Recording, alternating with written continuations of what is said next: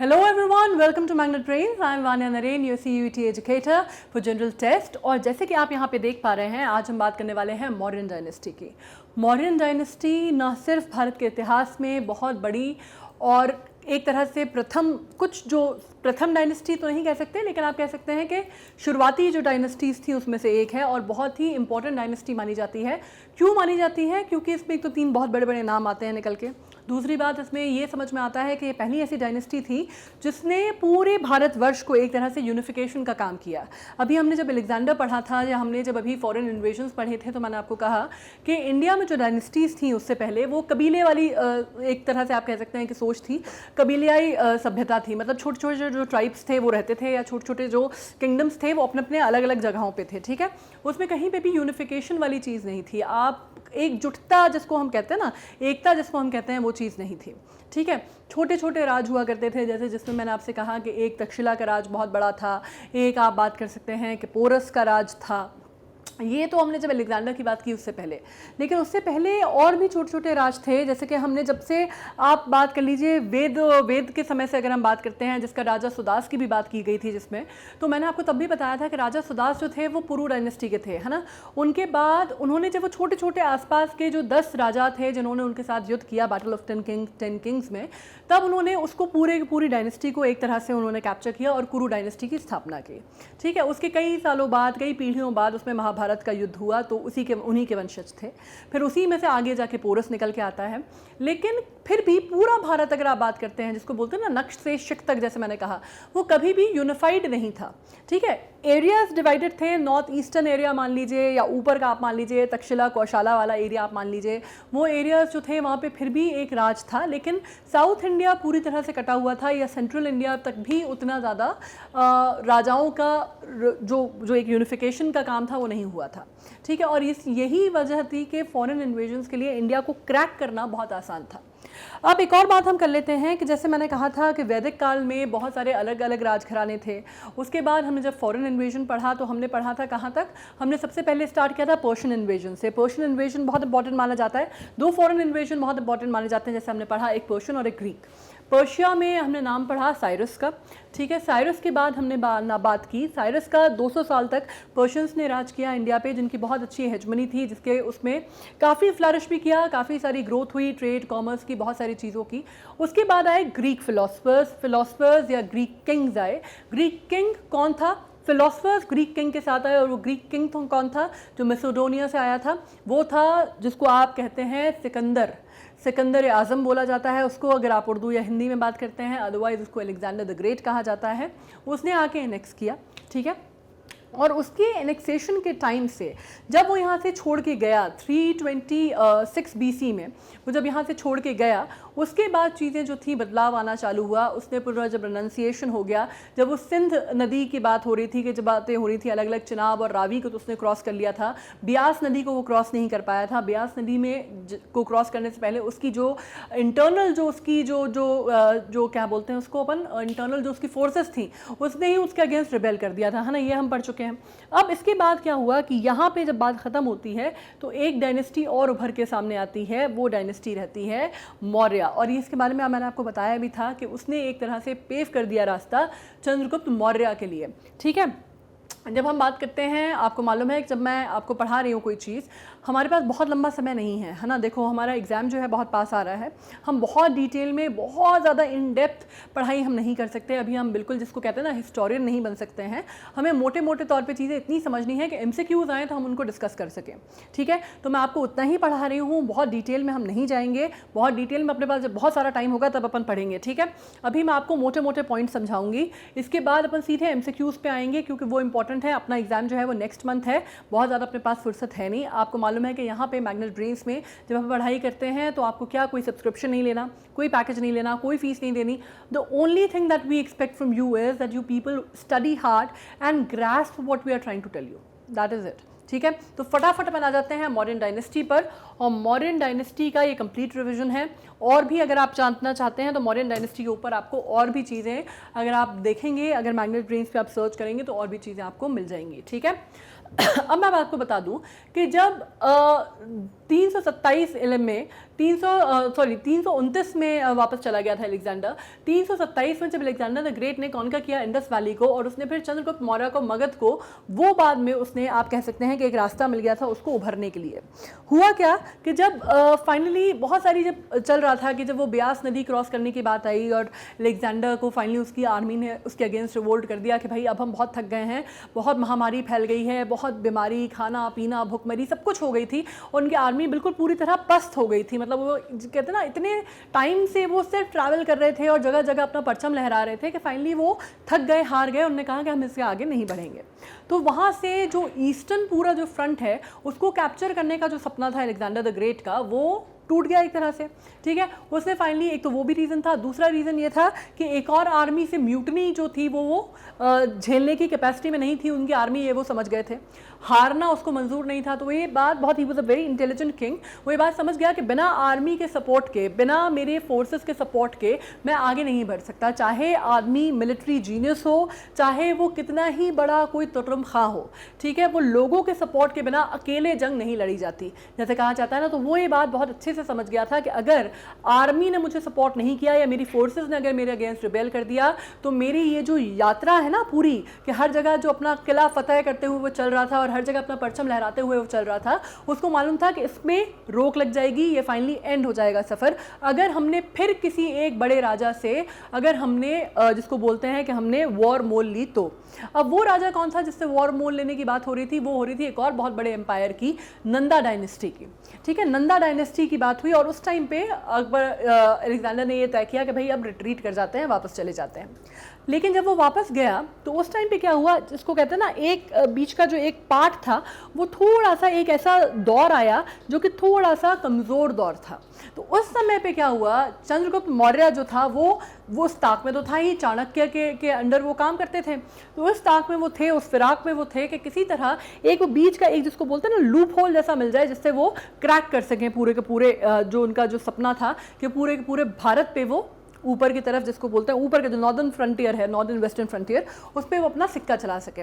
ठीक है, तो चाणक्य, बहुत बड़ा वाइटल रोल था चाणक्य का इसमें, और चाणक्य ने उनको बहुत सारी चीज़ें इसमें समझाई, जिसको बोलते हैं ना बाद में कि लोहा गर्म है, मार दो हथौड़ा। तो ये वाली जो सीख थी ये चाणक्य से उनको मिली। और इस टाइम पे क्या हुआ, इस टाइम पे आप कह सकते हैं कि इस टाइम पे बहुत कमज़ोर हो गई थी आसपास की जो छोटे मोटे इलाके थे वो। तो इस टाइम पे चंद्रगुप्त मौर्य बिल्कुल उन सब पे चढ़ बैठे।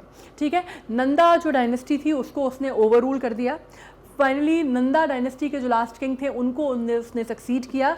उसके बाद जो छोटे छोटे राज थे उसके ऊपर कब्जा किया, और बाद में जो बचे हुए राज थे, आपने को याद है मैंने आपको बोला था कि अलेक्जेंडर के आर्मी के 4 जनरल अपने छोड़ गया था अलेक्जेंडर यहाँ पे इंडिया से जाते थे।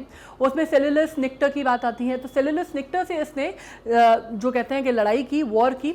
और हुआ ये कि वो वॉर काफ़ी लंबी चली, और दोनों ही पक्ष जो हैं कोई किसी पे कम नहीं था, कोई किसी पे भारी था, कोई किसी पे कोई 19, कभी कोई 20, कभी कोई 19। तो इस तरह का बिल्कुल हेड टू हेड कन्फ्रंटेशन चलता रहा। फाइनली ये हुआ कि भाई उनको समझ में आया कि देखो कोई मारपीट का, लड़ाई झगड़े का कोई फ़ायदा है नहीं। सेलुलस निक्टर के भी समझ में आया कि देखो अलेक्जेंडर जो है वो तो वापस चला गया, अपने पीछे कोई सपोर्ट नहीं है, अपन को रहना यहीं पे है, इन्हीं के अंडर रहना है। तो एक काम करते हैं, उन्होंने एक बीच का रास्ता निकाला और फाइनली ये कहा कि एक चंद्रगुप्त मौर्य से कि अपन एक बीच की संधि कर लेते हैं, ट्रीटी कर लेते हैं, और इसमें अपन क्या करेंगे, इसमें अपन ये करते हैं कि आपका जो विवाह है वो मैं अपनी पुत्री से करा देता हूँ। ठीक है, तो इसमें होता है कि चंद्रगुप्त मौर्य की जो बीवी रहती हैं, जो पत्नी रहती हैं पहली, वो तो दूरधारा रहती हैं, लेकिन बाद में फिर सेलुलस निक्टर की जो पुत्री हैं उससे उनका विवाह हो जाता है, और विवाह संबंधों के चलते ये सब कुछ जो है वो एक पूरा का पूरा जो डायनेस्टी है वो चंद्रगुप्त मौर्य के अंडर आ जाती है, उनके अधीन हो जाती है। ठीक है, ये लॉजिक समझ में आ गया। अब हम ये पढ़ लेते हैं क्या लिखा हुआ है। Post Alexander's invasion of northwestern India, that region faced a lot of unrest from the foreign power. ठीक है, अब ये बात हो रही है जब अलेक्जेंडर वापस चला गया। अलेक्जेंडर कितने टाइम यहाँ रहा, 18 महीने उसने इंडिया में गुजारे। उसके बाद जब वो यहाँ पे वापस गया तो वापस जाने के बाद ये नॉर्थ वेस्टर्न फ्रंटियर है, मैंने आपको बताया ना कि उस रीजन में पूरी तरह से डिसइंटीग्रेशन हो गया। जब तक अलेक्जेंडर रहा सब कुछ उसके अंडर रहा, सब कुछ सब लोग जो थे उससे थोड़ा एक नीचे होकर रहते थे। लेकिन जब वो वापस गया तो वो एक अजीब सी, जिसको बोलते हैं ना आप, अराजकता की स्थिति टाइप की आ गई थी, जिसको बोलते हैं कि कुछ समझ में नहीं आ रहा था किसी के कि अब करना क्या है। तो थोड़ा सा अनरेस्ट की सिचुएशन आ गई थी। और उसमें बात हुई कि इसके बाद Some of these regions came under the rule of the Seleucid dynasty founded by Seleucus Nictor, ये तो मैंने आपको बता ही दिया, जो कि जनरल था अलेक्जेंडर की आर्मी में. अब Chandragupta with the help of an intelligent politically astute Brahmin Kautilya usurped the throne of defeating the Dhanananda in 321. अब ये तो मैं आपको बता चुकी हूँ, तो ये आपको कंसेप्ट क्लियर हो गया होगा कि नंदा डायनेस्टी को उन्होंने उखाड़ फेंका और किसको उन्होंने सक्सीड किया, धननंदा को, जो कि आखिरी रूलर माने जाते हैं नंदा डायनेस्टी के 321 BC में. ठीक है.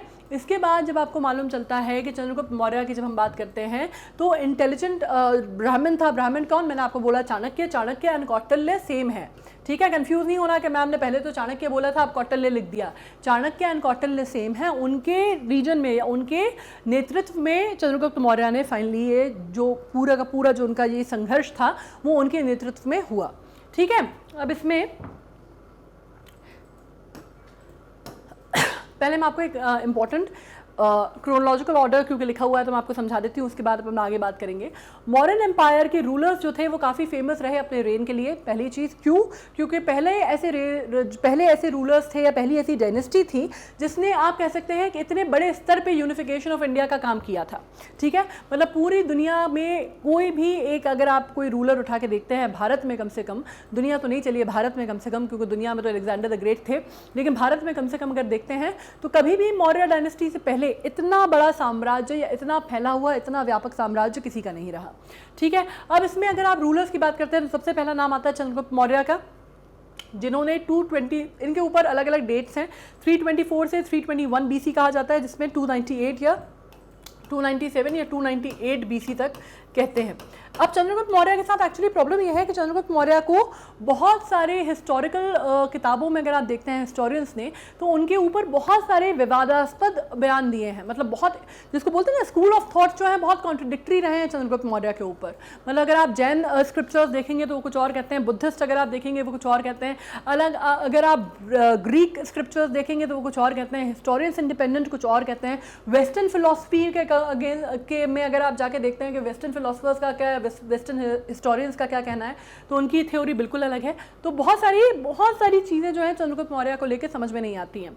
ठीक है. तो बहरहाल ये बोला जाता है कि 324 BC से 321 BC में शायद उनके आसपास उनका जन्म हुआ और उन्होंने फाइनली 298 या 297 BC में उनका निधन हुआ. इसमें भी बड़ी सारी चीज़ें हैं कि उन्होंने अपना जब राजपाट है उनको मारा नहीं गया था या उनकी हत्या नहीं की गई थी, उन्होंने अपना राजपाट जो है वो त्याग दिया था और वो संत, जिसको बोलते हैं ना, मंक बन गए थे, एस्थेटिक लाइफ के लिए चले गए थे.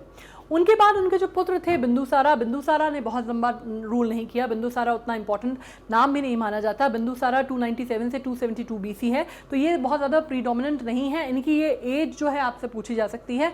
बाकी बिंदुसारा किसके पुत्र थे ये इंपॉर्टेंट है, किसके पिता थे ये इंपॉर्टेंट है.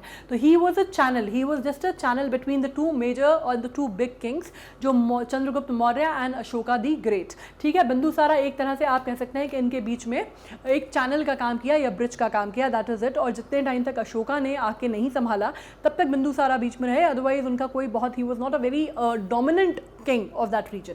उसके बाद जिसको कहते हैं कि चंद्रगुप्त मौर्य के बाद जिसने मॉडर्न डायनेस्टी को अपनी जिसको बोलते हैं ना अपने चरम पे पहुंचाया, जिसको आप कहते हैं कि अपनी सफलता के बिल्कुल शिखर पे पहुंचाया, वो नाम था अशोका दी ग्रेट का, और वो 268 से 232 BC तक आता है. राइट. अब मैं आपको बताऊं चंद्रगुप्त मौर्य के बारे में. मॉडर्न डायनेस्टी के फाउंडर माने जाते हैं चंद्रगुप्त मौर्य. चंद्रगुप्त मौर्य का ओरिजिन जो है वो बहुत मिस्ट्री में है. जैसे मैंने कहा कि बहुत सारे जो हिस्टोरियंस हैं उनकी बड़ी सारी सी थ्योरीज हैं, सबकी अलग अलग हैं. अगर आप बात करेंगे ग्रीक, जैसे मेगास्थनीज का एक नाम आता है जिन्होंने इंडिका लिखा, वो बाद में आए थे. ठीक है. उनके बारे में मॉडर्न डायनेस्टी के जो वर्किंग थी, एडमिनिस्ट्रेटिव पार्ट था, उसके बारे में बहुत सारी बातें पता चली. अर्थशास्त्र जो है वो कौटिल्य ने लिखा, उससे बहुत ज़्यादा इकोनॉमी और सोशल स्ट्रक्चर वगैरह का पता चला. लेकिन अगर बात करते हैं चंद्रगुप्त मौर्य के ऊपर, तो एक जस्टिन करके एक हिस्टोरियन हुए हैं. उनका वर्क काफ़ी एक कहते हैं सराहनीय भी है और काफ़ी क्रेडिबल भी माना जाता है. या आप बात करते हैं इसमें एक और नाम आ जाता है सामने जो निकल के आता है, वो है आपका डायोडोरस का और प्लूटार्क का, है ना. ये भी एक काफ़ी फेमस हिस्टोरियंस रहे हैं जिन्होंने बहुत सारा कुछ इनके ऊपर लिखा है और काफ़ी क्रेडिबल इनका काम माना जाता है. इसके अलावा बुद्धिस्ट स्क्रिप्चर्स में आपको बहुत मिल जाएगा, जैन स्क्रिप्चर्स में बहुत ज़्यादा मिल जाएगा, क्योंकि बाद में उन्होंने जैनिज्म जो है वो अपना लिया था. लेकिन उसमें अलग अलग थ्योरीज बोली जाती हैं। उसमें एक तो जैनिज्म की थ्योरी के हिसाब से अगर आप चलते हैं तो उसमें कहा जा सकता है कि उन्होंने जब अपना पूरा जो पाठ था, अपना जो पूरा राजपाठ था, सब एक लास्ट में उन्होंने त्याग दिया था और फाइनली फिर वो कहते हैं कि फिर वो आमरण अनशन, उनमें एक पर्टिकुलर नाम होता है उनका, एक पर्टिकुलर एक स्कूल ऑफ थॉट है, उनके हिसाब से मतलब ये था कि उन्हें he chose fasting till death. ये जैनिज्म स्क्रिप्चर्स में बोला गया है, कई जगह पे लिखा गया है, जो कि काफ़ी सालों बाद इनके मृत्यु के बनाए लिखे गए थे। एक थ्योरी बुद्धिज़्म में आती है, एक थ्योरी जो हिंदुज़्म के बारे में, हिंदुज़्म उससे निकल के आती है, वो ये कहते हैं कि नहीं भाई देखिए, उन्होंने जैनिज्म अपना ज़रूर लिया था लेकिन उन्होंने कोई आमरण अनशन या फास्टिंग टिल डेथ नहीं किया था। वो साउथ चले गए थे, ये बात सच है, उन्होंने सफ़ेद कपड़े धारण कर लिए थे, ये बात भी सच है, उन्होंने अपना राजपाट त्याग दिया था, ये बात भी सच है, लेकिन उसमें ये कहा गया कि भाई तो भी लास्ट तक वो जो था वो जानवरों की जो बलि है वो देते थे, और उनकी हंटिंग जो थी वो लास्ट तक भी उनको पसंद रहा, शौक रहा उनको। तो ये तो बिल्कुल ही जैन धर्म का जो अहिंसा का, आपने मालूम है ना, जैन धर्म जब हमने पढ़ा था तो उसमें हमने प्रिंसिपल्स पढ़े थे जैन धर्म के, कि सत्य, अहिंसा, और जिसमें हमने कहा था अपरिग्रह पढ़ा था हमने, अस्तेय पढ़ा था हमने, मोक्ष पढ़ा था हमने। तो बाकी अगर हम बात करते हैं अहिंसा की, तो जो बेसिक प्राइम एक उनका मोटो है, प्रिंसिपल है जैनिज्म का, वो उन्होंने फॉलो नहीं किया। वो अगर हत्या कर रहे थे, अगर वो बलि दे रहे थे, तो ऑब्वियसली वो अहिंसा का पालन तो नहीं कर रहे थे। तो इसके ऊपर ये थ्योरी आती है हिंदुज़्म की, ठीक है। अब इनकी जैसे इसी चीज़ को लेकर ना, इनकी बर्थ के ऊपर भी बहुत सारी थ्योरीज बनती हैं।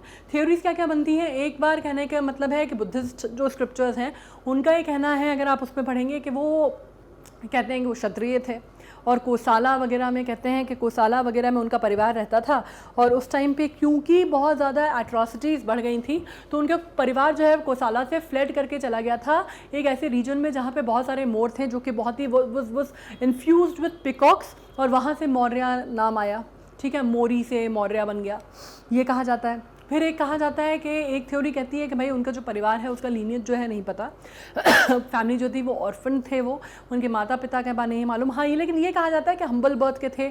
अब बुद्धिज़्म के हिसाब से कहा जाता है कि राज परिवार के थे, दूसरे लोग कहते हैं कि हम्बल बर्थ के थे, उनकी माता जी जो थी वो शूद्र महिला थी, उनके पिता के बारे में कुछ बहुत ज़्यादा बोला नहीं जाता, लेकिन ये कहा जाता है कि उनकी जो परवरिश थी, लालन पोषण जो था वो चाणक्य ने किया।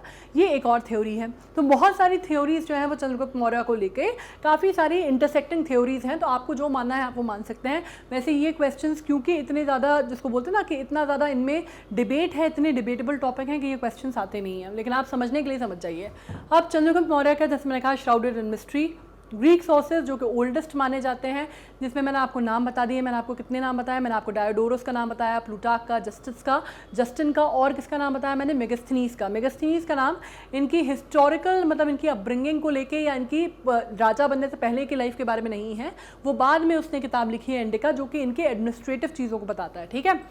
ये बोलते हैं कि भाई ये नॉन वॉरियर लीनियज के थे ग्रीक सोर्सेस, और इनका कहना है, हिंदू सोर्सेस कहते हैं कि भाई ये स्टूडेंट थे कौटिल्य के और हम्बल बर्थ था, इनकी माँ शायद शूद्र थी। ये एक और थ्योरी है। तीसरी थ्योरी आ जाती है बुद्धिस्ट की, जो कहते हैं कि ये क्षत्रिय थे, ठीक है। इसमें बहुत सारी चीज़ें हैं। इसके बाद जब हम generally accepted that he was an orphaned boy born into a humble family that was trained by Kautilya. तो एक जो सबसे रीजनेबल थ्योरी जो लोगों ने एक्सेप्ट कर ली वो ये है कि भाई ये राज परिवार के नहीं थे, इनके पिता का नाम नहीं पता, किसी को नहीं पता है कि कहाँ से आए थे, तो ये मान लिया जाता है कि ऑर्फन थे, बहुत ही हम्बल बैकग्राउंड से आए थे, लेकिन कौटिल्य ने इनको सही समय पे मिल गए और कौटिल्य ने इनको ट्रेन किया, और कौटिल्य के कहने पे he was the king maker.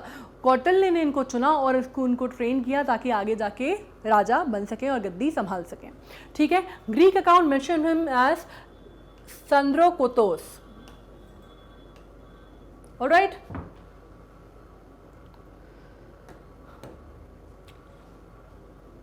अब जैसे मैंने कहा कि अलेक्जेंडर ने अबैंडन कर दिया इंडिया के कॉन्क्वेस्ट 324 बीसी में। इस पे भी अगेन बहुत सारी बात है। ये आपको 326 बीसी, जैसे मैंने पहले कहा, इसमें कई हिस्टोरियंस ने इसको पूरी तरह से 326 बीसी लिखा है, जब पूरी तरह से उनका राजपाट जो है वो समिट गया था इंडिया से, ठीक है। और एक साल के अंदर Chandragupta had defeated some of the Greek rule cities in north western part of the country. और एक साल के अंदर कहा जाता है कि जब उन्होंने पूरा कर लिया, तकरीबन 2026-27 मान लीजिए इसको, 2000 नहीं सॉरी 326-27 मान लीजिए इसको, जब फाइनली चंद्रगुप्त मौर्य ने सबको बीट कर दिया, जितने लोग थे आसपास के उन सबको डिफीट कर दिया नॉर्थ वेस्टर्न फ्रंटियर में, और अपना सिक्का जमा लिया, ठीक है। कौटिल्य ने इस पर बात की जाती है कि स्ट्रैटेजी प्रोवाइड की जिसको क्रियान्वयन का काम जो है वो चंद्रगुप्त मौर्य ने किया, मतलब ब्लूप्रिंट जो बनाया हुआ था इस पूरी की पूरी वर्किंग का, इस पूरी के पूरे प्लान का कि इनको किस तरह से राज सिंहासन में बिठाना है, वो काम था कौटिल्य का। तभी मैंने कहा that he was a king maker, ठीक है। और उन्होंने फाइनली इसकी बात करते हैं कि उन्होंने मर्सनरी आर्मी बनाई अपनी खुद की, और फिर उन्होंने चंद्रगुप्त मौर्य ने उसके हिसाब से उसको एग्जीक्यूट किया, और फाइनली वो आप कह सकते हैं कि उसमें वो मूव करें ईस्टवर्ड इनटू मगध, और वहाँ पे काफ़ी सारी सीरीज ऑफ बैटल हुई जिसपे उन्होंने नंदा राष्ट्र, नंदा किंग को, जैसे मैंने कहा कि उनको हटा दिया, और फाउंडेशन रखी उन्होंने धरी मौर्य एम्पायर की, जिसमें आप 321 BC तक मान सकते हैं इसको। ऑलराइट, धननंदा भी बहुत प्रोमिनेंट राजा थे, बड़े अच्छे राजा माना जाते थे, लेकिन फाइनली चाणक्य का नेतृत्व था, तो चाणक्य के नेतृत्व में उन्होंने उखाड़ फेंका। अब बात कर लीजिए 305 BC में ही entered into a treaty with Seleucus Nicator, ये मैंने आपको कहा ही, जिसमें बात हुई कि उन्होंने Baluchistan, eastern Afghanistan in region of west of Indus उन्होंने कैप्चर कर लिया। मतलब हम कहाँ बात कर रहे हैं, हम पूरी की पूरी बात करने वाले हैं, हम पूरा एरिया डिस्कस कर रहे हैं कहाँ का, नॉर्थ वेस्टर्न का। और वो कितनी दूर आ गए, आप ये सोच लीजिए कि वो यहाँ तक आ गए, है ना। हम ये एरिया बात कर रहे हैं बलूचिस्तान का, एक सेकेंड, हम कौन सा एरिया डिस्कस कर रहे हैं, हम ये एरिया डिस्कस कर रहे हैं, ठीक है। अफगानिस्तान, बलूचिस्तान, यहाँ पे नॉर्थ ऑफ इंडस, यहाँ की बात हो रही है। और वो पहले कहाँ पहुँच गए थे, मगध और पाटलिपुत्र से। तो मतलब इतना एरिया जो है उन्होंने ट्रैवल किया, और उन्होंने जाके यहाँ पे अपना सिक्का जमाया, ठीक है। अब यहाँ पे हुआ कि उन्होंने सेल्यूकस निक्टर की बेटी से विवाह कर लिया, और रिटर्न में सेल्यूकस निक्टर ने 500 एलिफेंट्स उनको दिए दहेज में, ठीक है। सेल्यूकस निक्टर जो थे वो उन्होंने अवॉइड की full scale war with mighty Chandragupta, and return got war asset that would lead him to victory against his rivals in the battle of Ipsus fought in 301। अब इसका रीज़न क्या था, ये एक राजनीतिक संधि के तहत ये विवाह हुआ था।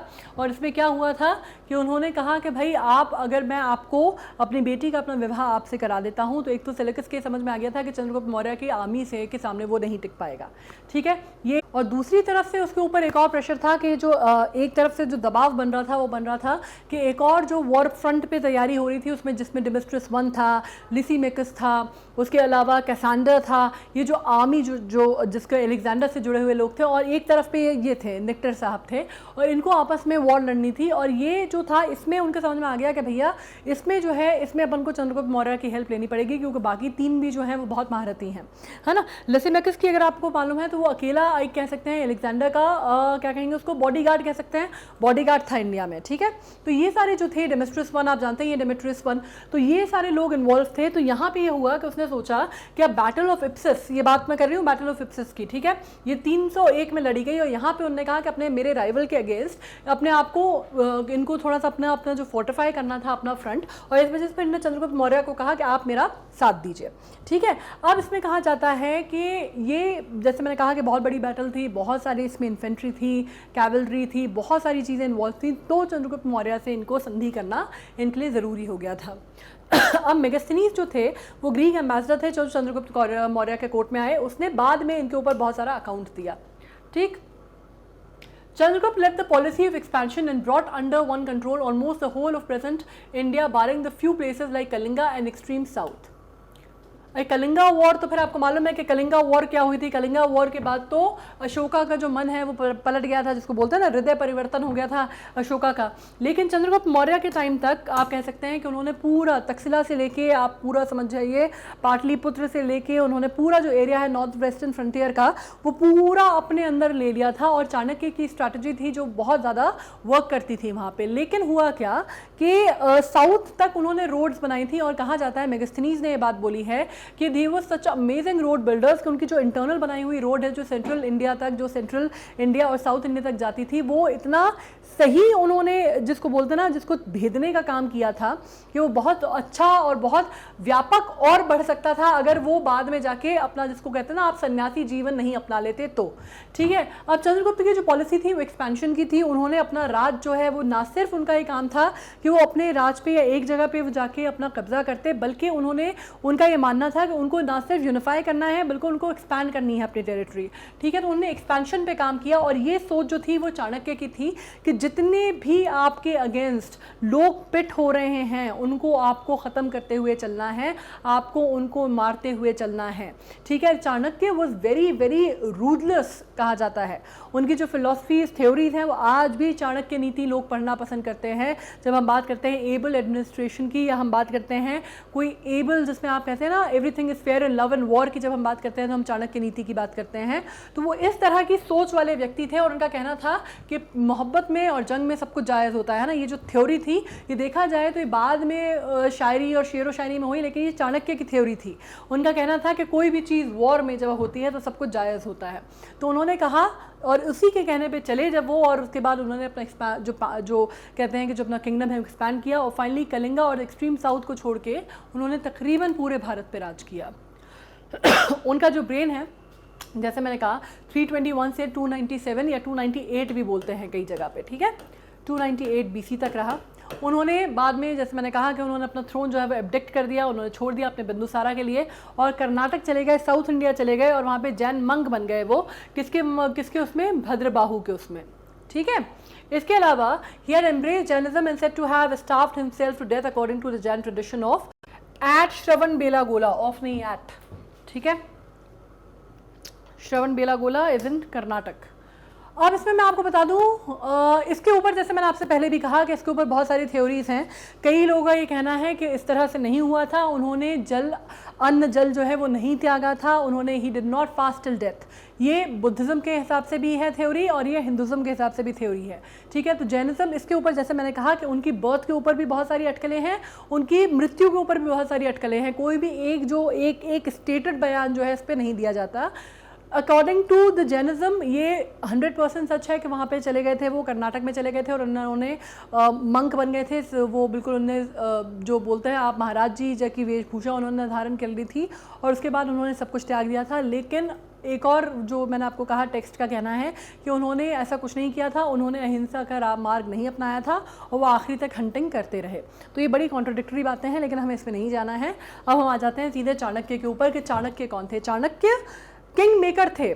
दो लोग होते हैं, देखिए है ना, जब हम बात करते हैं एडमिनिस्ट्रेशन की या एबल एडमिनिस्ट्रेशन की, तो एक व्यक्ति वो होता है जो कि राजा बनता है, जो कि सिंहासन पे बैठता है, और एक व्यक्ति वो होता है जो उसको सिंहासन पे बिठाता है, ठीक है। एक होता है किंग और एक होता है किंग मेकर, ठीक है। किंग मेकर नेसेसरली अच्छा राजा साबित हो ये ज़रूरी नहीं होता, और बहुत अच्छे किंग मेकर वही होते हैं जिनको इस बात की जानकारी होती है कि वो किंग मेकर तो हो सकते हैं, वो किसी को सिंहासन पे बिठा तो सकते हैं, लेकिन वो खुद सिंहासन पे बैठ नहीं सकते, ठीक है। आज की अगर आप सिनेरियो में देखें ना तो अमित शाह अच्छे किंग मेकर हैं, ठीक है। तो आपकी बात कर लेते हैं टीचर जो है चंद्रगुप्त मौर्य की, वो उनके चीफ मिनिस्टर भी थे और उनके चीफ एडवाइज़र भी थे, उनके पॉलिटिकल सलाहकार भी थे, उनके इकोनॉमिक सलाहकार भी थे, उनके एडमिनिस्ट्रेटिव सलाहकार भी थे, ठीक है। उनके टीचर भी थे और स्कॉलर भी थे तक्षशिला में, और उनके नाम जो है उनको विष्णुगुप्त भी कहा जाता है और कौटिल्य भी कहा जाता है, ठीक है।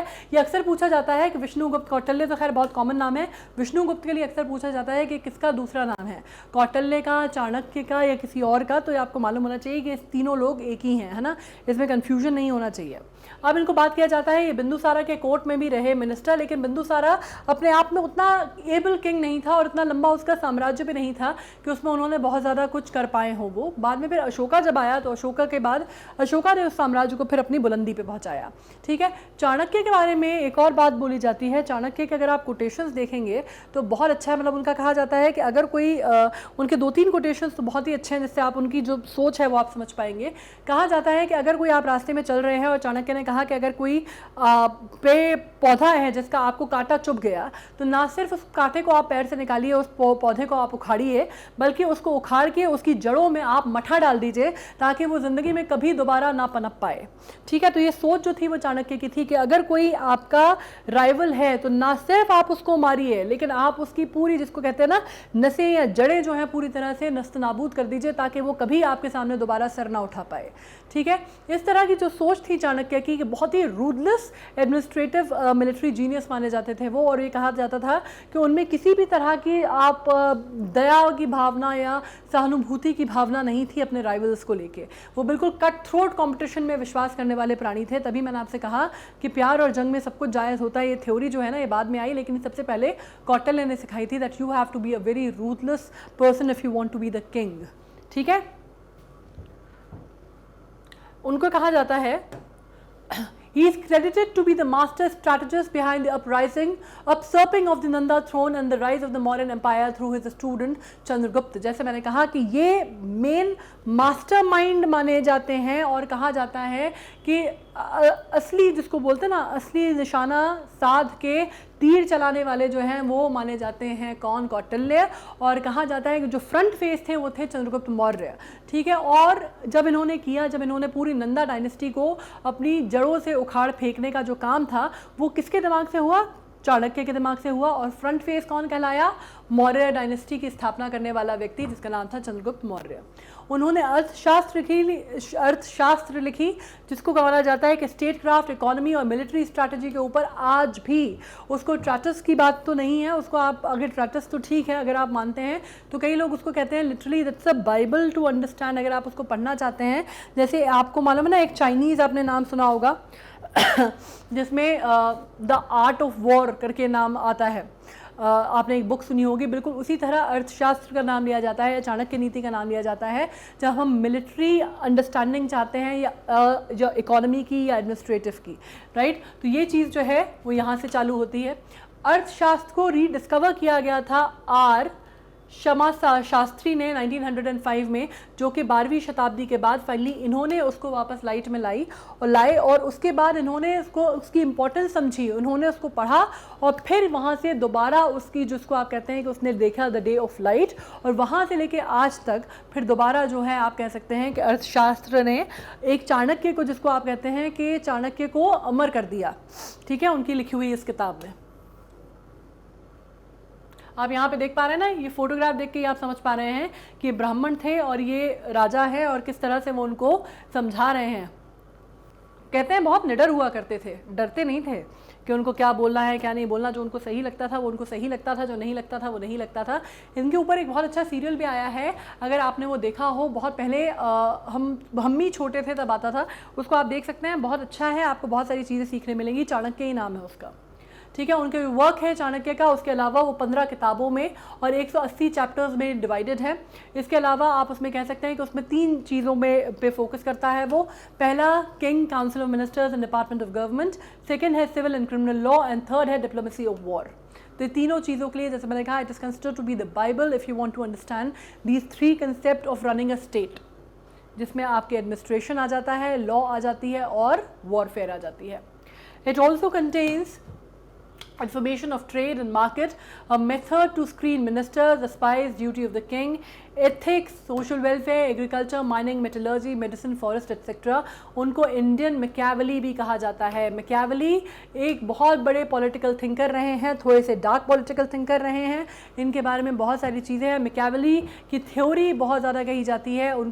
उनके बारे में मैकियावेली कैरेक्टर जो है, जब हम बात करते हैं तो उस कैरेक्टर के बारे में बहुत सारी बातें बोली जाती हैं कि जब आप कह सकते हैं कि थोड़ा सा श्रूडनेस की बात जब आती है तो हम मैकियावेली का नाम लेते हैं। और इसी वजह से चाणक्य को इंडियन मैकियावेली कहा जाता है। उनकी किताबों पे ये 3 जो पार्ट मैंने बोले वो तो थे ही। उसके अलावा उनको ये मालूम था कि गुप्तचर कितने इंपॉर्टेंट होते हैं एक राजा के लिए, इसकी बात उन्होंने कही। उसके बाद उन्होंने ये कहा कि गुप्तचरों का नेटवर्क जो है दूसरे राज्यों में आप भेजिए ताकि उन राज्यों में क्या हो रहा है ये आपको आके बताएं, आपको पता चले। साम नाम दंड भेद की थ्योरी आप बोल लीजिए, war, everything is fair in love and war की थ्योरी आप बोल लीजिए, कट थ्रोट कॉम्पिटिशन की थ्योरी आप बोल लीजिए, हर चीज़ जो थी वो चाणक्य इतने साल पहले बोल चुके थे। ठीक है, इसमें और भी इंफॉर्मेशन है उनकी किताबों में। आपको सोशल स्टेटस का पता चलता है, सोशल लाइफ का पता चलता है, एग्रीकल्चर किस तरह से होता था आपको ये पता चलता है, किस तरह की जो इकोनॉमी थी वो किस तरह की थी ये आपको पता चलता है, लोग किस तरह का व्यवसाय करते थे आपको ये पता चलता है, मेटलर्जी के क्षेत्र में या मेटल के क्षेत्र में जो चीज़ एडवांसमेंट थी आपको वो पता चलती है, मेडिसिन कैसी थी, जंगल पानी कैसा था, आपको सब कुछ जो है आपको उस डायनेस्टी के बारे में जितना नॉलेज आपको चाणक्य के काम से मिलता है उतना आपको कहीं से नहीं मिलता। अब मैं आपको बताऊं बिंदुसारा का। बिंदुसारा जो थे वो सेकंड रूलर माने जाते हैं मौर्यन डायनेस्टी के, बेटे थे चंद्रगुप्त के। इन्होंने राज जो किया वो 297 बीसी से 273 बीसी तक किया, जो कि बहुत बहुत सिग्निफिकेंट टाइम नहीं माना जाता। इनको अमित्र घात भी बोला जाता है, जिसका मतलब हुआ स्लेयर ऑफ फोर्स, मतलब अपने जो उनके जो दुश्मन थे उनको मार गिराने वाला, उनका नरसंहार करने वाला। या अगर आप ग्रीक उसमें देखते हैं तो इनको मिथ्रोकेट्स भी बोला जाता है ग्रीक सोर्सेज में। तो ये क्वेश्चन नॉर्मली पूछा जा सकता है, ये इनके नाम से सिनोनिमस माना जाता है। हालांकि आप ये कह सकते हैं कि ये बहुत फेमस राजा तो नहीं रहे, लेकिन इनने काफ़ी अपने जो दुश्मन थे, जो क्रॉप अप होते थे, जो राइवलरी इनके अगेंस्ट क्रॉप अप होती थी, उसको पूरी तरह से नस्तनाबूद कर देते थे। ठीक है, वो भी कहा जाता है कि चाणक्य का इन्फ्लुएंस बहुत रहा। चाणक्य का इन्फ्लुएंस सबसे ज़्यादा अगर आप बात करते हैं तो मौर्य डायनेस्टी में सभी के ऊपर रहा। जहाँ तक आप बात करते हैं कि जैसे चंद्रगुप्त मौर्य के टाइम पे तो खैर वो थे ही, चंद्रगुप्त मौर्य का तो उन्होंने बड़ा ही किया था पाल पोस के, और उन्होंने ही सिखाया था, पूरे जो गुण मंत्र थे उन्होंने ही दिए थे और उन्होंने ही उनको राज करना सिखाया था। बिंदुसार पे भी चाणक्य का बहुत ज़्यादा प्रभाव था, उनके कोर्ट में भी वो कुछ टाइम तक रहे थे। और बात होती है जब अशोक की, तो अशोक के समय पे भी कहा जाता है कि अशोक ने भी चाणक्य नीति से ही आगे चल के युद्ध किया। ठीक है, तो बहुत सारी चीज़ें जो थी, मतलब चाणक्य आप कह सकते हैं कि पूरे मॉडर्न डायनेस्टी में बहुत बड़ा नाम के तौर पे उभरे थे। अब जैसे मैंने कहा बिंदुसार के बारे में, बिंदुसारा अंग्रेजी में बोल देते हैं, बिंदुसार थे। बिंदुसारा इन्होंने मैसूर तक, कर्नाटक के जो मैसूर है वहाँ तक ये गए और उन्होंने उसको भी एनेक्स कर लिया। तो अब देखा जाए तो इनके राज में एक जो बहुत इंपॉर्टेंट काम ये हुआ कि इंडिया पूरी तरह से यूनिफाइड हो गया था। और अब तक जो साउथ इंडिया में जो सिक्का था वो किसी हद तक, जो रोड वगैरह बनवाई थी चंद्रगुप्त मौर्य ने, लेकिन अब मैसूर पे जो कब्जा था वो बिंदुसार का हो गया। ठीक है, ये इंपॉर्टेंट माना जाता है। अब इनके टाइम पे अगर आप बात करते हैं, ग्रीक एम्बेसडर जो इनके कोर्ट में थे वो थे डेमाकस। ठीक है, ये दोनों चीज़ें पूछी जाती हैं। मेगस्थीन जो थे वो कहाँ थे, वो थे आपके मेगस्थनीज थे आपके चंद्रगुप्त मौर्य में, और इनमें थे डेमाकस। ठीक है, तो this is a important question. और इनको अपॉइंट किया जाता है। अब बाद में जब ये थोड़ा टाइम हो जाता है, अशोका थोड़ा बड़े हो जाते हैं, इनके पुत्र थे, इनके 99 और बेटे थे अशोका को छोड़ के। ठीक है, और पर ये अशोक सबसे ज़्यादा, उसमें आप कह सकते हैं सबसे ज़्यादा प्रतिभाशाली थे और सबसे ज़्यादा प्रतापी थे, और ये देख लिया गया था। और बाद में अशोक ने ही उनके जो बाकी भाई थे उनकी की हत्या कर देते हैं वो, और फिर अपने उस थ्रोन पे वो काबिज होते हैं। ये बात सच है। लेकिन उसमें एक और बात कही जाती है कि इन्होंने अपॉइंट किया अशोका को as a governor of Ujjain. ये भी बहुत इंपॉर्टेंट क्वेश्चन है। ठीक है, कि सबसे पहले आप जब बात करते हैं तो अशोका को कहाँ का गवर्नर बना के भेजा गया था उज्जैन का गवर्नर बना के। Excuse me. बिंदुसारा ने एक्सटेंड की मौर्यन एम्पायर, मैं आपको बता चुकी हूँ, मैसूर तक। अब आ जाते हैं अपन सबसे बड़े नाम पे, जो सबसे बड़े राजा कहलाते हैं मौर्यन डायनेस्टी के, जिनके ऊपर आज तक भी हम जिनके बारे में बात करते हैं, आज तक भी अगर आप हिंदू धर्म में मान लेते हैं या अगर आप इंडियन सब कॉन्टिनेंट में नाम लेते हैं तो अशोका दी ग्रेट बहुत बड़े नाम माने जाते हैं। मतलब आपको यहाँ से अगर बात करते हैं तो धम्मा का जो प्रिंसिपल है वो हमारे यहाँ बहुत इंपॉर्टेंट माना जाता है। लायन कैपिटल जो है सारनाथ का अशोका का, वो हमारा आपको मालूम है एम्बलम है। उसके अलावा आपको मालूम है अशोका चक्र जो है वो दिया जाता है। आपको मालूम है जब हमारा तिरंगा जो है, जो उसमें व्हील है, वो अशोका का है, वो आप जानते हैं। तो अशोका की इंपॉर्टेंस बहुत बाद तक भी रही, बहुत प्रतापी राजा है, आज तक भी इमॉर्टल हैं आप कह सकते हैं, और हमेशा शायद इमॉर्टल ही रहेंगे। ठीक है, अशोका दी ग्रेट 238 से 232 BCE तक ये अगेन लिखा गया है, क्योंकि अगेन आपको पूरी तरह एग्जैक्टली इनके बारे में बहुत सारी चीज़ें इनके बारे में भी हैं जो काफ़ी सारी, इतने बड़े प्रतापी राजा होने के बाद भी बहुत सारी चीज़ें ऐसी हैं जिसको एग्जैक्टली आप कह नहीं सकते कि बिल्कुल सही है।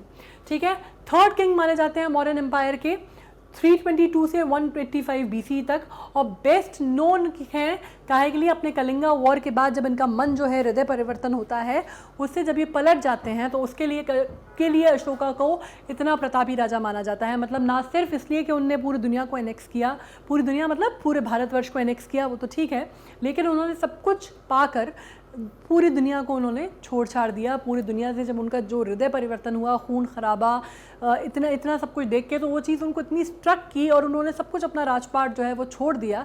राजपाट छोड़ दिया से मतलब है उनका जो वो एनेक्सेशन करते थे, वॉर लड़ते थे, पूरी वॉयलेंस, हिंसा जितनी थी उनके अंदर वो सब उनने त्याग दी और उनका बिल्कुल हृदय परिवर्तन हो जाता है। अपने भाइयों को मारने के बाद, इतने लोगों का वध करने के बाद वो उस पे आ जाते हैं कि वो फाइनली इस पे, मतलब आप कह सकते हैं ना कि एस्थेटिक सेंस ऑफ लाइफ पे आ जाते हैं और वो अहिंसा का मार्ग जो है वो अपना लेते हैं। ठीक है, उसके बाद आप बात करते हैं development of the concept of dhamma. जैसे मैंने कहा ये बुद्धिज़्म का कंसेप्ट माना जाता है, प्रमोशन ऑफ बुद्धिज़्म माना जाता है, और effective rain of nearly pan Indian political entity, इसके लिए अशोका को जाना जाता है। मतलब पैन इंडिया पॉलिटिकल एंटिटी मतलब पूरी भारतवर्ष में इन्होंने अपना सिक्का जमाया। मतलब जिसको आप कहते हैं ना केरल से करगिल घाटी तक, मतलब जिसको बोला जाता है केरल से करगिल घाटी तक, गुवाहाटी से चौपाटी तक सारा देश हमारा। तो ये जो फंडा है ये सबसे पहले जो है वो अशोक लेके आए थे। मतलब पूरी इंडिया को यूनिफाई करने का इतने बड़े स्तर पे काम करना अशोका ने ही किया था। अब मैं आपको बताऊं, अगर हम मॉडर्न डायनेस्टी के अपने चरम पे बात करते हैं, height of the modern dynasty, वो स्ट्रेच करता है modern day almost entirely of the Indian सब कॉन्टिनेंट, जिसमें इंडियन सब कॉन्टिनेंट मतलब भारत तो ठीक है, उसमें आपका पूरा ईरान, वीरान, अफगानिस्तान, बलोचिस्तान, सबका एरिया, नॉर्थ वेस्टर्न फ्रंटियर भी आ जाता है। आपको आप पूरी अगर समझते हैं तो पूरा परसेप्ट जो है पॉलिटिकल ट्रेटिस का वो अर्थशास्त्र से उन्होंने लिया। जैसे मैंने कहा कि उसके बाद चाणक्य से वो बहुत ज़्यादा इन्फ्लुएंस थे, इसके बाद भी वो भी चाणक्य से बहुत ज़्यादा इन्फ्लुएंस थे। और कहा जाता है कि उन्होंने अपना पूरा जो ये कैप्चर किया, एक्सपेंशन का जो आइडिया था, जो उन्होंने पूरे गुणमंत्र सीखे, वो उन्होंने भी चाणक्य अर्थशास्त्र से सीखे, जो कि उनके प्राइम मिनिस्टर चाणक्य ने बताए थे। कब बताए थे? जब वो उनके दादा के उसमें थे। ठीक है, अर्थशास्त्र कौटिल्य विष्णुगुप्त, तो बिल्कुल कंफ्यूजन नहीं होना है इसमें, जो कि अशोका के ग्रैंडफादर के उसमें काम करते थे और फाउंडेड द एम्पायर। जब चंद्रगुप्त मौर्य ने एम्पायर फाइंड आउट की तो वही चाणक्य जब नहीं भी रहे तो भी उन्होंने इन्फ्लुएंस किया अशोका को, और उसी के कहने पे और उन्हीं की पढ़ाई हुई चीज़ों पे और उन्हीं के पढ़ाए हुए पाठ पे पढ़ते हुए और अग्रसर करते हुए उन्होंने पूरे भारत पे अपना सिक्का जमाया। देखिए, अशोका द ग्रेट के नाम पे मैं वही कह रही हूँ ना आपको कि अशोका के तो आज भी हम जब एम्बलम की बात करते हैं, हम आज भी जब हमारे कंट्री की बात करते हैं, तो अशोका आज भी इतना बड़ा सिग्निफिकेंस है अशोका का। ठीक है, उनके सेट कहा जाता है कि रूथलेस थे, बहुत ज़्यादा रूथलेस थे। मतलब कहा जाता है शुरुआत में आप सोचिए ना कि उन्होंने अपने इतने सारे भाइयों का वध किया सिर्फ उनको क्योंकि थ्रोन पे आना था। मतलब कितना रूथलेस अब आदमी रहा होगा जिसने एक बार भी नहीं सोचा। और ऑब्वियसली चाणक्य को उन्होंने पढ़ा तो उनको ये समझ में आया कि भाई कोई भी हो, आपके अगेंस्ट अगर कोई पेट है तो आपको उसको ख़त्म करना है, मारना है।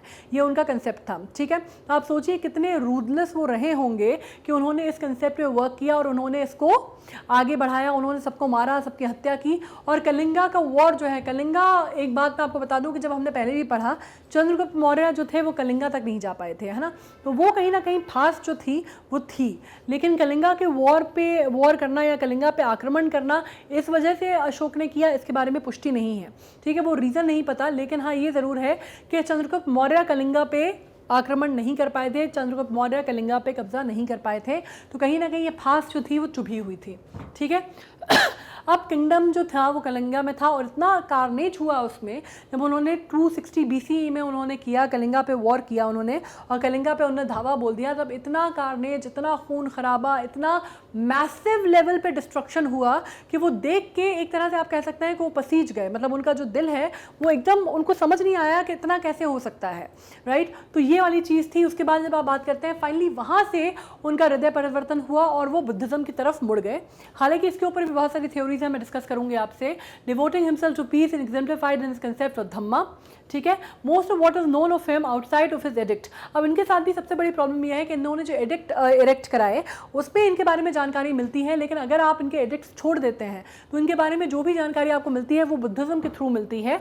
और वो अगेन आप कह सकते हैं कि थोड़ी सी डिस्प्यूटेड जानकारी है, क्योंकि सबकी अलग अलग थ्योरी, जो हिस्टोरियंस की थ्योरी है वो बहुत डिफरेंट है, बुद्धिज़्म की जो थ्योरी है वो बहुत डिफरेंट है। तो इसके ऊपर जो उनका जो मॉडल ऑफ कन्वर्जन है बुद्धिज़्म के ऊपर, वो उसके ऊपर बहुत ज़्यादा बात होती है।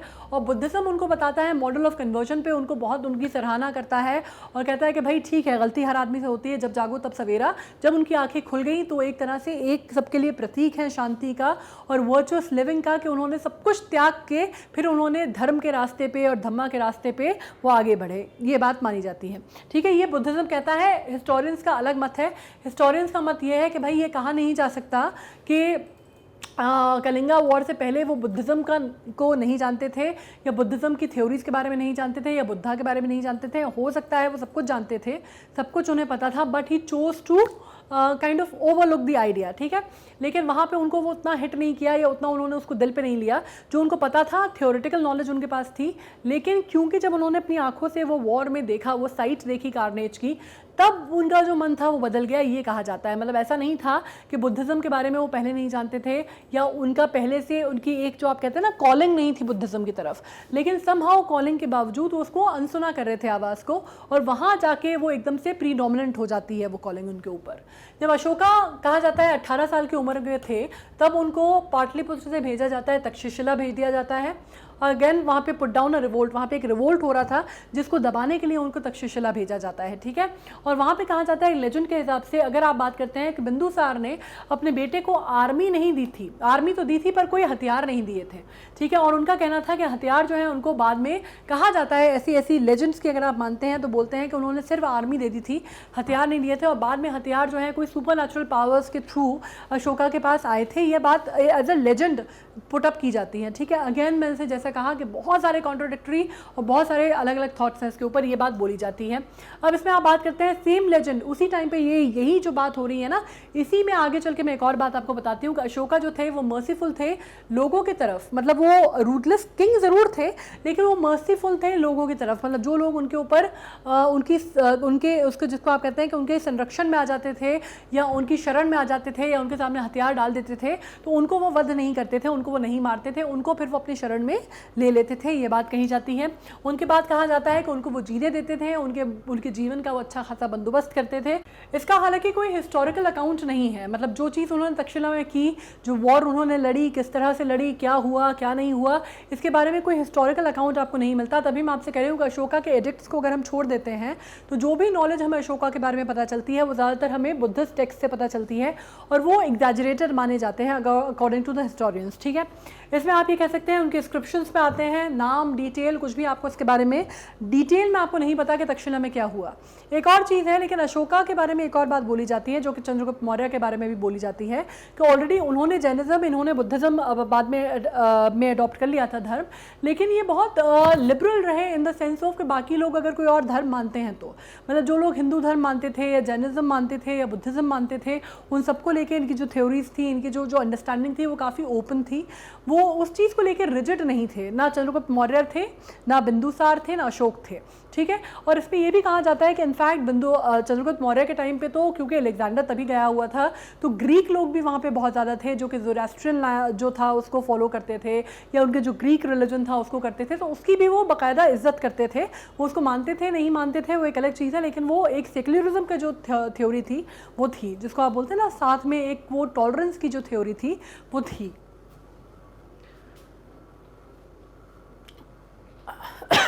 अब आ जाती है बात कलिंगा के वॉर की और अशोक के रेनन्सिएशन की, ठीक है। अब ये जब अस्यूम कर लिया अशोका ने पावर, ये बोला जाता है he established himself as a cruel and ruthless despot. ये मैंने आपसे कहा ना कि बहुत ही रूथलेस और क्रूअल राजा वो इनिशियली थे। क्यों थे? क्योंकि वो एक्चुअली चंद्रगुप्त मौर्य की थ्योरी या कहानियाँ सुन के वो बड़े हुए, ठीक है। उसके बाद उन्होंने अपने फादर को देखा जिनको आपको स्लेयर बोला जाता था फोर्स का, उसके बाद उन्होंने अपने इतने भाइयों का वध किया राजा बनने के लिए, उसके बाद उन्होंने अर्थशास्त्र पढ़ा जिसमें उन्होंने पढ़ के समझा कि भाई अगर आपके खिलाफ कोई आवाज़ उठ रही है या कोई आदमी खड़ा हो रहा है तो आपको उसको पूरी तरह से नष्ट कर देना है, ठीक है। तो वो थ्योरीज जो उनके अंदर थी वो उनको रूथलेस और क्रूअल बनाती थी और बहुत डिस्पोटिक राजा के तौर पर उनको बनाती थी, ठीक है। जिन्होंने प्लेजर लिया सब्जेक्ट के एक्सपेंसेस पे, कहा जाता है कि वो बहुत उनके अंदर एक सेंस ऑफ वो भी था, आप कह सकते हैं कि किसी को मार के या किसी को मार दिया उन्होंने तो वो एक तरह से उनको ना सिर्फ वो हत्या करते थे या किसी को मारते थे, पर कई बार वो कहा जाता है अशोका के बारे में एक लेजेंड भी है कि कई बार he used to take pleasure of that killing, मतलब he was the kind of a person who would take pleasure of people being killed, ठीक है। तो ये बात भी उनके बारे में कही जाती है पहले। और आप कह सकते हैं कि उनको पर्सनली लोगों को टॉर्चर करना, जो लोग उनके अगेंस्ट आवाज़ उठाते थे या उनके अगेंस्ट उनके साम्राज्य के खिलाफ आवाज़ उठाते थे, कहा जाता है कि उनको पर्सनली उनको टॉर्चर करना अच्छा लगता था। और कहा जाता है कि अशोका का, जिसको आप बोलते हैं ना नर्क भोगना, अशोका का नर्क भोगना होता था लोगों को, और वो अपने आप में बहुत बड़ी और बहुत ही पीड़ादायक बात हुआ करती थी। ठीक है, तो आपको ये बात समझ में आई ना कि वो किस तरह के राजा थे इनिशियली। फिर उनकी जो पॉलिसी थी क्रुअल्टी की और रूथलेसनेस की, वो हिस्टोरिकल फैक्ट है जो कि उनके एडिक्ट्स में भी आई है। मतलब ये बात सिर्फ हिस्टोरियंस ने नहीं कही, ये सिर्फ एक आकलन नहीं है, ये उनके एडिक्ट्स में भी जब पढ़ा गया, उनका जब आकलन किया गया तो उसमें निकल के सामने आई। हालांकि उनका जो 13वां एडिक्ट है उसमें, जो मेजर रॉक एडिक्ट है, उसमें फिर उन्होंने बात की किसकी, कलिंगा वॉर की। और फिर उन्होंने उसमें बात की अपने जो कलिंगा वॉर के बाद जो उनकी जो एक कहते हैं कि उनका जो हृदय परिवर्तन हुआ, जब उन्होंने डेथ को और लॉस को लिमेंट किया, उसके बारे में भी उन्होंने अपने 13वें एडिक्ट में लिखा है, रॉक एडिक्ट में। लेकिन उससे पहले वो बहुत रूथलेस थे। Kingdom of Kalinga was south of Patliputra on the coast and enjoyed considerable wealth through trade. Pataliputra के पास आता था कलिंगा, और कहा जाता है कि कलिंगा हाँ, और कलिंगा जैसे मैंने कहा कि चंद्रगुप्त मौर्य कलिंगा पे इतने पास होके भी वो नहीं कर पाए थे कब्जा, तो कहीं ना कहीं वो पास ज़रूर थी। और ट्रेड की वजह से, ट्रेड रिलेशंस जो थे कलिंगा के बहुत अच्छे थे, तो काफ़ी समृद्ध माना जाता था। ठीक है, तो या तो ये कारण था, पर जो भी कारण था ये पता नहीं एग्जैक्टली कि क्या ट्रिगर किया अशोका को कि क्यों उन्होंने सोचा कलिंगा पे वॉर करने का, ये किसी के पास भी इसका बहुत सही उत्तर नहीं है। ठीक है, अब ये माना जाता है कि मॉडर्न एम्पायर जो है कलिंगा को सराउंड करती थी, और to politically evidently prospered commercially from interaction, और ये इंट्रैक्शन था कमर्शियली वाइबल था। इसके बाद क्या प्रॉम्प्ट हुआ कलिंगा कैंपेन का ये तो नहीं पता, लेकिन जब उसने circa 260 में, तकरीबन 260 BC में जब उस पर आक्रमण किया, जब धावा बोला तो इन्वेड किया उसने किंगडम, उसने तकरीबन, अशोका ने ये नहीं सोचा कि उसने तकरीबन 1 लाख लोगों को मौत के घाट उतार दिया। उसमें से डिपोर्ट उसने कितने किए, 1.5 लाख से ज़्यादा लोग उसने डिपोर्ट किए। उसके अलावा thousands of people were left there. बाद में जब वो वॉर ख़त्म हो गई तो thousands of people were left to die, and उसके बाद जो महामारी फैली, जो भुखमरी फैली, उसके बाद उसने वॉर के आफ्टरमैथ में भी लोगों ने वहाँ पे बहुत सफ़र किया। तो ये सब कुछ देखा जब अशोक ने, जब उसको ये सब कुछ पता चला, तो उसने उसका दिल जो है वो बदल दिया, पलट दिया। ठीक है, अब आप बात कर सकते हैं कि उसके बाद अशोका ने रिनाउंस कर दी वॉर और बुद्धिज़्म को एम्ब्रेस किया। पर कहा जाता है, जैसे मैंने फिर से कहा, कि सडन कन्वर्जन नहीं था।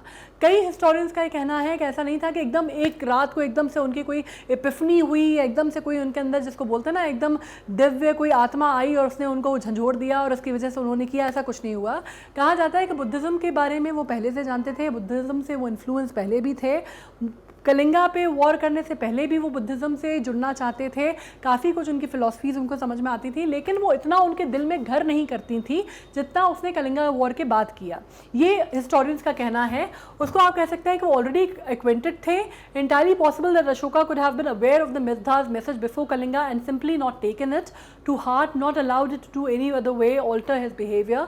The same paradigm has been seen in plenty of people. ये बहुत सारी चीज़ों में और भी देखा गया है, ये सिर्फ अशोका के साथ नहीं है, बहुत सारे बड़े बड़े राजा महाराजाओं के साथ ये चीज़ देखी गई कि कोई एक चीज़ जो थी, ऐसा नहीं था कि उनको अवेयरनेस नहीं थी, लेकिन वो अवेयरनेस के बावजूद उसको दरकिनार कर रहे थे। ये हमारे आपके साथ भी होता है ना, हम कोई चीज़, हमको पता होती है कि आइडियली ये चीज़ सही है, आइडियली ऐसा होना चाहिए, हमें ऐसा करना चाहिए, लेकिन हम इतना ध्यान नहीं देते, हम इतना मन पे नहीं लेते। लेकिन एक कोई ऐसी चीज़ होती है जो आपको हिट कर जाती है, जैसे ये बहुत सही फ़िलॉसफी सिखाई गई थी। वो कौन सी एक्सक्यूज़ मी मूवी आई थी, रंग दे बसंती, है ना। रंग दे बसंती में भी यही चीज़ थी। उसको जब बताया जाता है, वो लड़की आती है सू, और वो बताती है इन लोगों को, तो इनको पता होता है कि भैया सीखना जो है वो बहुत ये सब जो बातें हैं देशभक्ति की और भगत सिंह की और सुखदेव की, राजगुरु की, चंद्रशेखर आज़ाद की, बिस्मिल खां की, अशफाक उल्लाह की, ये सब सुनी हुई सबकी रहती हैं, कॉलेज के स्टूडेंट्स रहते हैं, लेकिन वो इनिशियली उसका मजाक उड़ाते हैं, है ना। वो कहते हैं कि यार कौन ऐसी बातें करता है, कौन ऐसा बोलता है, कौन ऐसा ये सब कुछ सोचता है, कौन देश के लिए जान देता है, बकवास है ये सब, तो मैं तो एक अमेरिका की टिकट लूँगा और मैं कट लूँगा यहाँ से, है ना। और उसके बाद उसमें एक बड़ा अच्छा डायलॉग भी था कि घर की सफाई में हाथ ख़राब करे कौन, माधवन उनका दोस्त रहता है जो कि एयरफोर्स में रहता है। फिर उसको जब वो माधवन की जब वो डेथ होती है एज अ फाइटर पायलट, जब उनका जो मिग है वो क्रैश कर जाता है और उसके ऊपर डिफेंस मिनिस्टर का कुछ आता है, बयान आता है कि आजकल जो है वो लड़के जो हैं वो नए नए लड़के आ गए हैं और वो ज़्यादा अवेयर नहीं है और ज़्यादा जिसको आप कहते हैं रिस्पॉन्सिबल नहीं है, वहाँ से वो चीज़ उनको ट्रिगर करती है, राइट। तो वो चीज़ एक छोटी सी जो बात होती है, ऐसा नहीं था कि अवेयरनेस पहले नहीं थी, लेकिन कोई घटना विशेष जो होती है वो पूरा एक पूरा जिसको आप कहते हैं पूरा क्रेडिट ले जाती है कि ये चीज़ हुई जिसने सब कुछ पलट दिया। पर होता वो अकेला इवेंट नहीं है, उसके पीछे बहुत सारी चीज़ें होती हैं, वो इवेंट पहले से चल रहा होता है, राइट।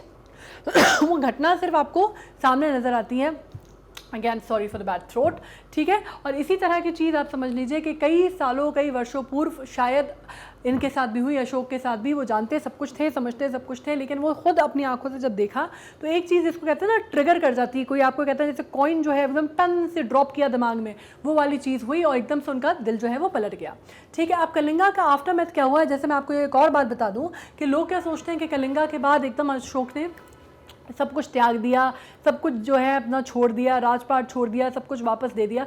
वो चाहकर भी ये नहीं कर पाए, ठीक है। मतलब वो अगर चाहते भी थे, उनको बहुत ज़्यादा हिट भी की कलिंगा वॉर, उनको बहुत ज़्यादा उसने मतलब जिसको आप कहते हैं ना कि बहुत ज़्यादा झंझोर के भी रख दिया, लेकिन वो फिर भी जो उन्होंने जो जो जो जीता था, जो उन्होंने साम्राज्य स्थापित किया कलिंगा में, वो चाहकर भी उसको वापस नहीं कर पाए, क्योंकि अगर वो करते तो राजा के तौर पे उनका जो वर्चस्व था वो ख़त्म हो जाता। राजा के तौर पे लोग उनको बहुत कमज़ोर और बहुत वीक मांगते, और वो ये चीज़ एक्सेप्टेबल नहीं थी उनके लिए, वो चीज़ ये कर नहीं सकते थे, ठीक है। तो हुआ क्या कि कलिंगा वॉर के बाद उनको कितनी भी तकलीफ़ क्यों नहीं हुई, कितना भी उसको झंझोरा क्यों नहीं गया, उन्होंने उस चीज़ को वापस नहीं किया। जो गलती हो गई, उन्होंने अपनी गलती से सीख ली और वो आगे बढ़ गए। लेकिन कलिंगा का राजपाट उन्होंने वापस नहीं किया लोगों को, वो उन्होंने अपने अधीन ही रखा, ठीक है। जैसे यहाँ पे लिखा है, Ashoka personally regretted the Kalinga campaign, had the genuine change of heart also, but still have been unable to return Kalinga to its people और reverse his earlier deportation policy, क्योंकि it would have made him appear weak and encouraged other regions of foreign powers towards act of aggression. और फिर दूसरे लोगों को एक तरह से बढ़ावा मिल जाता कि वो उनके अगेंस्ट जो है अपना मुहिम खोल देते, या उनकी तरफ अगेंस्ट जो है वो सर जो है वो उठा लेते या खड़े हो जाते आके, और फिर उनको एक नई फाइट लड़नी पड़ती। इस वजह से उन्होंने कलिंगा को वापस नहीं किया। What was done and the move having learned from his mistake and having determined to become a better man and person, मतलब उन्होंने बेटर राजा और बेटर आदमी बनने की जो है एक तरह से प्रतिज्ञा ली, और उसके बाद वो आगे बढ़ गए। लेकिन कलिंगा को ये बहुत कई बार आपसे बोला जाएगा, कई जगह पे ये लिखा भी गया है कि कलिंगा को त्याग दिया उन्होंने कलिंगा को नहीं त्यागा था, उन्होंने उसको अपने अधीन ही रखा था, ठीक है। अब इसमें हम बात करते हैं, अगर उनका वॉरफेयर की बात करते हैं, tragedy of Kalinga was inspiration for formulation of concept of Dhamma. शुरुआत जो है धम्मा की वो यहाँ से हुई, जो कि डिराइव हुआ कंसेप्ट से, जो कि ओरिजिनली था हिंदुज़म के धर्म से, जिसको ऑफ सेंस ऑफ ड्यूटी कहते हैं। लेकिन बाद में वो चला गया कंसेप्ट जो है वो कॉस्मिक लॉ के उसमें, और बुद्धिज़्म यूज़ ऑफ धर्मा चला गया, जो कि कॉस्मिक लॉ था, और वो आया टर्म धम्मा का, ठीक है। अब अशोका के बाद हुआ क्या, अशोका के बाद कोई भी ऐसा राजा नहीं था। अशोका का जब निधन हुआ तो अशोका की डेथ के बाद तकरीबन 40 साल तक अशोका ने राज किया, और हार्डली 50 साल के अंदर अंदर उनके निधन के इतना बड़ा साम्राज्य जो था, जो कि बोला जाता है बिल्कुल जैसा मैं कह रही हूँ ना, ऊपर से लेकर नीचे तक फैला हुआ था, वो साम्राज्य पूरी तरह कोलैप्स कर जाता है, क्योंकि कोई भी एक तो कोई वीकर सक्सेशन में उनके जो राजा आए वो उस लायक नहीं था कि वो उसको संभाल पाता, उसको एक तरह से संजो के रख पाता, वो नहीं कर पाया। और दूसरी बात हुई कि उसके 50 साल तक भी मात्र उसके निधन के बाद वो इंड्योर नहीं कर पाया। The decline of Mauryan dynasty बहुत रैपिड रहा अशोका के बाद, ये तो मैंने आपको बता ही दिया। इसके कारण दो रहे एक्चुअली मेन, तो एक तो ये कि ये जो किंगडम था, जो एम्पायर था, वो दो में डिवाइड हो गया, और दूसरी बात था जो सक्सेशन था बहुत वीक था, जो सक्सेसर आया उसका वो इस लायक नहीं था कि वो इतने बड़े एम्पायर को संभाल पाता, तो अपने आप में डिसइंटीग्रेशन हो गया सबसे पहली बात तो उसका एम्पायर का। और दूसरी बात ये हुई कि अशोका की डेथ के बाद 232 BC में इसका एम्पायर जो था वो फाइनली डिस्ट्रॉय हुआ, पुष्यमित्रा शुंग ने किया इसको, ठीक है। 1985 BC में अगर आप बात करते हैं, ये ब्राह्मण था वैसे देखा जाए तो, और इसने जो लास्ट जनरल था किसकी आर्मी में, जो लास्ट मौर्यन रूलर थे उसकी आर्मी में जनरल था, ब्राह्मण था, और इसका नाम था बृहद्र था, जिसका जो आखिरी जो मॉडर्न रूलर था ये बहुत ही वीक रूलर था, इसका कोई मतलब नहीं है इसको समझने का और पढ़ने का।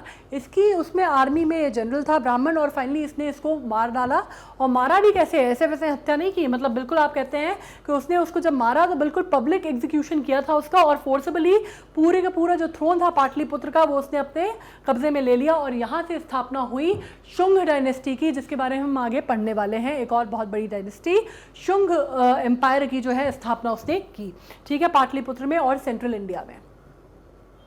इसके साथ आ गए हैं हम एंड पे, हमने पढ़ लिया है पूरी मौर्यन डायनेस्टी को। अब मुझे लगता है कि इसमें आपको कोई कंफ्यूजन नहीं होना चाहिए। इसमें हम एमसीक्यूज़ करेंगे। एमसीक्यूज़ हम एक्चुअली फॉरेन इन्वेजन और मौर्यन के एक साथ करेंगे ताकि वो पूरा जो कंसेप्ट है एक साथ आपको क्लियर हो जाए। और उसके बाद हम पढ़ने वाले हैं और भी डायनेस्टीज़ के बारे में।